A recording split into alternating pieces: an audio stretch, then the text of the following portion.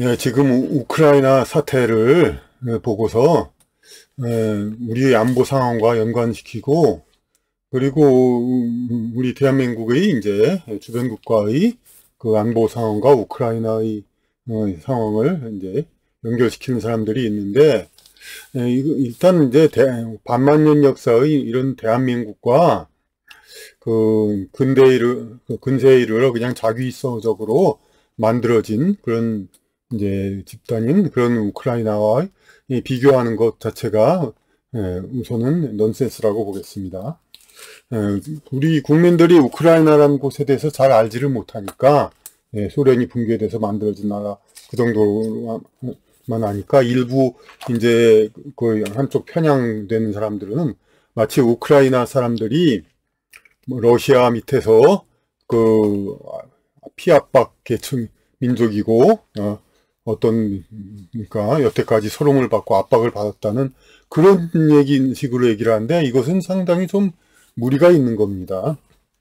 그러니까 이미 뭐 하도 세계 사람들이 이제 우리도 그렇고 역사를 잘 모르니까 푸틴 러시아 대통령이 직접 우크라이나 역사를 막 말해주고 있죠. 그러니까 그 무슨 이제 소비에트 시절에 일부러 만들어진 이제 국가의 단위이고 러시아와는 역사를 함께한다, 그렇게 오히려 역사를 이제 가르치고 그러고 있습니다. 그러면 소비에트 때 만들어졌다. 그런데 소련은 이제 러시아의 전신이고 소련의 이제 영광을 되찾으려고 한다. 그런데 그러면 우리가 이제 일단 단순하게 생각하면 소련은 그러니까, 그리고 또 우리가 기억하기로 소련이란 건 상당히 권위주의적이고 다 이제 약소 국가들을 침략 압박하는 그러한 국가였고, 그랬으니까 굉장히 이제 러시아에서 이제 압박을 하지 않느냐 이렇게 생각을 할 겁니다. 그러나 그 소련이라는 공산혁명의 본질을 일단 알아야 합니다. 일단 소련 러시아 이제 지도는 참 그리기가 어렵네요. 이제 이렇게 대충 이렇게 그려보고요. 이제 이렇게 캄차카 반도 이렇게 쓰고, 그 공산혁명은, 근데 다른 강의에서도 누차 얘기했듯이 공산혁명이 뭡니까? 그런 이제 막스 레닌 이념, 그것을 따라서 이렇게 그것을 신조로 지켜가지고 그것을 위해 목숨 바치는 그런 사람들이 이렇게 한 것입니까? 그게 아닙니다. 그 나라를 이루고 있는 이제 기존 지배계층이 있고, 그 외에 이제 물론 이제 그 노동자 농민 피압박 계층이 있고, 그리고 지식층 같은 이제 지도급이 될 수는 있으나 그 기회를 잃은 사람들, 야당과 같은 사람들, 그런 집단들이 있습니다. 이런 집단이 있는데 이 부차적인 집단이 정권 교체를 하자는 겁니다. 그러니까 우리 드라마 고려에서 조선으로 오고 그런 것도 식으로, 그러니까 그러한 하나의 수단인 것입니다. 이제 그 공산주의 혁명이란 거는. 그래서 소련 이전은 뭡니까? 제정 러시아죠. 제정 러시아는 그야말로 왕조 국가니까 아주 보수적인 국가이죠. 그런데 그것을 무너뜨리고 소련이 만들어졌다는 건 뭐냐면은 제정 러시아에서 피압박 계층도 물론 동참했지만은 그 야권 세력들, 지식인 야권 세력들, 이런 사람들이 이 정권을 잡았다는 겁니다. 꼭 이제 지식인이라기보다도 비슷한 능력을 가지고 있었으나 그 중심에서 소외된 사람들, 이건 제정 러시아의 이제 주류 말고 러시아의 이제 비주류 세력도 있으며 또 러시아는 소련과 같이 많은 이제 나라들을 점령한 제국이기 때문에 변방의 여러 이제 약소국 출신들의 그런 이제 지식인들도 있습니다. 이런 사람들이 다 뭉쳐가지고 러시아의 제정 러시아의 중심인 그 러시아 왕조를 타도한 것입니다. 그러니까 러시아의 핵심 주류가 몰락했다고 봐야 옳은 것입니다. 그러니까 그 소련이란 것은. 그래서 소련 지도자들이 누구누구가 있습니까? 많지는 않죠. 장기 집권들을 했으니까. 레닌, 소련 혁명 잘 아는 사람들은 이 사람들이 잘 알겠지만은 잘은 모르고, 다만 뭐 어떤 반항적 지식인 그리고 노동자 농민 뭐 그런 계층 뭐 대변하는 사람 뭐 그런 혁명가죠. 그러니까 그리고 그 하여튼 주류는 아니고 그리고 출신적으로 러시아 종조국인지 어딘지 그건 자세히는 모릅니다. 근데 그 다음에 누굽니까? 스탈린이죠.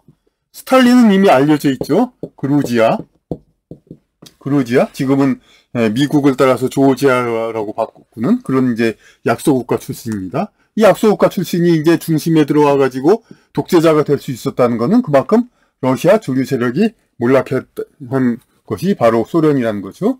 그 다음은 누굽니까?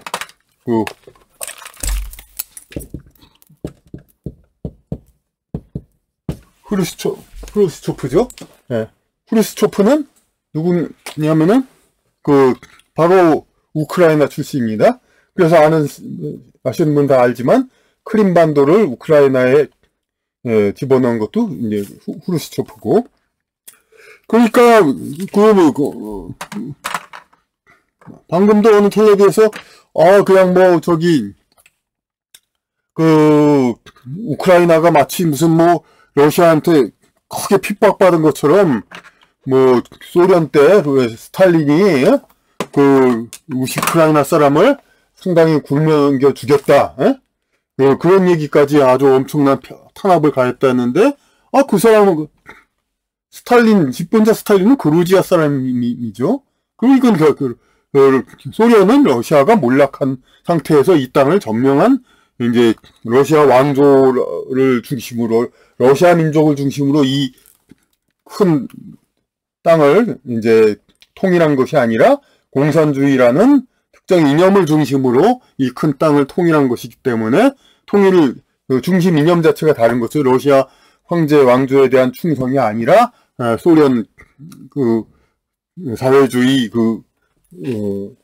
이념을 중심으로 뭉쳐진 곳이기 때문에 그렇기 때문에 러시아가 아니고 탄압을 가한 사람은 그루지아 이쪽입니다. 그리고 바로 그 다음 정권이 후르시초프의 스탈린이니까 아니 우크라이나 출신의 후르시초프니까 당연히 또 우크라이나는 그동안 그때 좀 이 러시아 제정 러시아 소련 전체를 지배했다고 봐도 그렇게도 볼 수가 있죠. 사실 후르시초프 때 상당히 이제 방향이 스탈린하고는 좀 반대 방향으로 많이 또 갔죠. 또 이렇게 그러니까 이 한국과는 비교 불가하고 우크라이나라는 곳을 폄하하는 것이 아니라 푸틴이 말했듯이 러시아 대통령이 말했듯이 역사적으로 공유하고 뗄래야 뗄 수 없는 동일한 관계다. 그러니까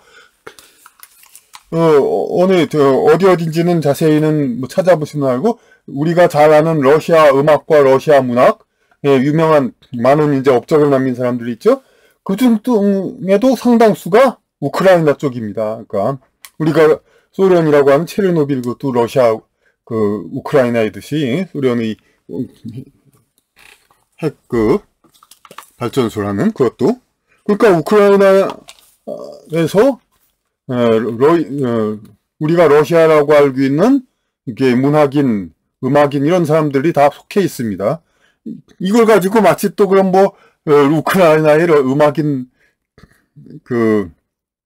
음악인과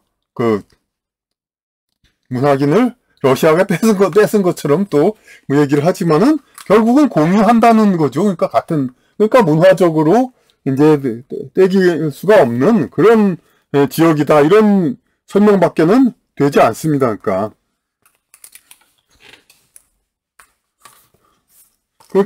그런데 물론 언어는 조금 다르긴 합니다. 그런 것 같습니다. 우크라이나어가 러시아어가 다르고 특히 또 뭐 젤린스키라는 사람이 러시아어를 이제 억압하고 이제 우크라이나어를 이제 국어로 이제 아주 강조하고 이렇게 마치 우리 한국에서 이제 한글 맞춤법으로 통치를 하듯이 그렇게 했습니다. 근데 우크라이나에서 이렇게 통치를 하는 것은 그 상대적으로, 그러니까 우크라이나는 러시아 전체에서 조금 다르긴 하지만은 그 중의 일부라는 거. 마치 이 중국의 물론 우리 한국부터 비유를 하면은 한국에서 전라도하고 그 이외의 지역들 나눈 거 물론 경상도라고도 됩니다. 그거하고 비유할 정도로 이렇게 어떻게 그냥 딱 경계성이 있는 그러한 이질적인 집단은 아니라는 겁니다. 그 언어가 좀 다르다는 거는 중국의 이제 북경어하고 중남부 언어하고 또 광동어 아주 다르죠.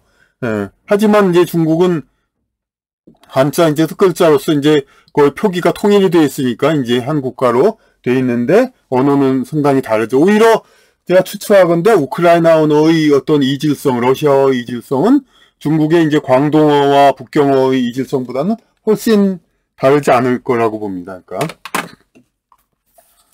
그러는데 왜 그렇게 지금 와가지고 이렇게 무슨 뭐 조국을 지키자는 등 뭐 그냥 무슨 뭐 결연한 의지 그런다는 등 그런 식으로 과장을 하고, 특히 뭐 운동선수 축구선수 같은 경우는 많이 우크라이나 침략에 분개하는데 사실은 축구의 중심은 유럽이니까 유럽 중심으로 갈수록 이제 좋으니까 그 당연한 이제 이익관계로 따져 볼 때 당연한 겁니다. 그러니까 어떤 여러 문화적으로 유럽 문화적으로 끌어들이고 싶은 그런 것이 있기 때문에 겁니다. 그런데 이거에 대한 결국 이러한 사태에 대해서 그런데 우리나라 상황에서 어떻게 이것을 이제 연관을 짓느냐, 공감을 하느냐. 아까 이제 그 비교는 안 된다. 나라 국가 자체는 다르다고 얘기는 했습니다만 이제 공감되는 것이 있습니다. 이제 젤린스키 이쪽에서 우크라이나어를 강조하면서 러시아어를 억압하고 이렇게 하는 것은 기존의 러시아에 익숙해 있고 특히 지식인 더 폭넓은 범위에서 그 지식어휘에 익숙했던 사람들을 억압하는 겁니다. 그렇게 해가지고 결국 문화적 탄압이 되는 거고, 이것은 우리가 겪고 있는 거하고도 상당히 공감이 가기 때문에 그렇습니다.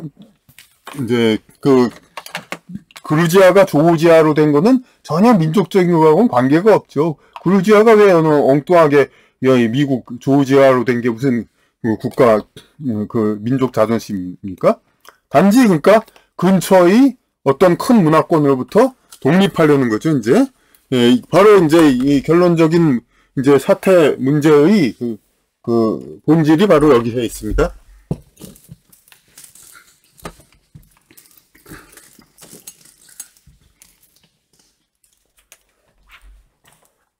그루지아가 조지아가 되는 거는 마치 월남이 한자 문화권을 벗어나기 위해서 알파벳을 바꿔가지고 영어 문자권으로 그런다고 물론 프랑스의 식민지였기 때문에 그렇게도 하겠지만은 그렇다고 유럽 나라 되는 거 아닌데 어쨌든 표면적으로 유럽 나라처럼 됐습니다. 그렇다고 유럽처럼 잘 살게 되는 것도 아니지만은 근데 중요한 건 뭐냐면 지도자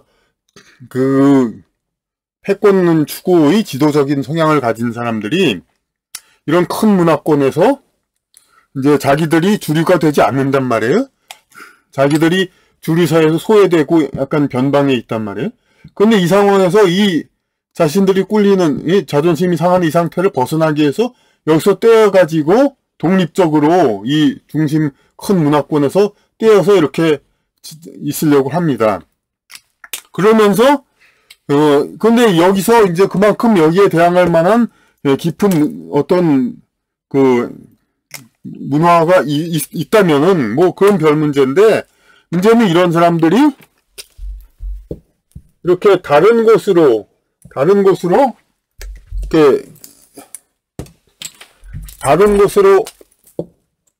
가가지고 자기들을 다른 쪽 문화로 자기네들을 이제 편입시키려고 합니다.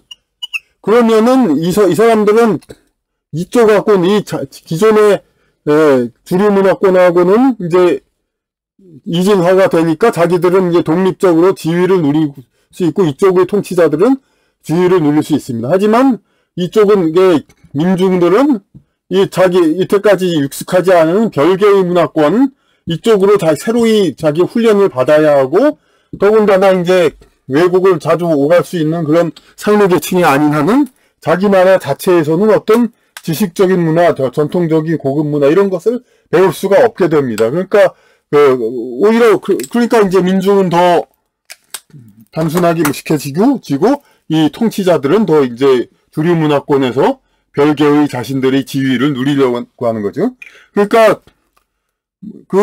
우크라이나 같은 상황은 물론 우리나라와 비교될 정도의 그런 이제 구분된 나라는 아니다 이렇게 얘기를 했습니다. 우리나라는 반만년 역사 이것은 왜 반만년이냐면은 중국 문화권이 있었지만은 우리는 중국 주변에는 또 한자를 쓰지 않는 몽고, 여진, 티벳 각종 다른 문화권들이 있지만은 그들과는 별개로 떨어져서 우리는 이제 황해와 만주, 벌판 이렇게 사람이 많이 살지 않는 이곳을 중간에 사이에 두고 별개로 떨어져서 이제 중국과 공통된 지식 문화를 상당히 가지면서도 독자적인 국가를